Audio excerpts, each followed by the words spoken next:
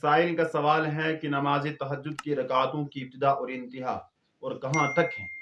بسم اللہ الرحمن الرحیم۔ تہجد کی نماز جس شخص کو حاصل ہو اس سے بڑا خوش نصیب کون ہو سکتا ہے؟ اور تہجد میں اللہ کے سامنے رونا یہ بڑی خوش نصیبی کی بات ہے۔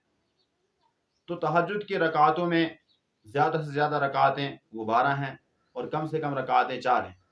جس شخص کو جتنی توفیق ہو اس کو اتنی پڑھ لینی چاہیے۔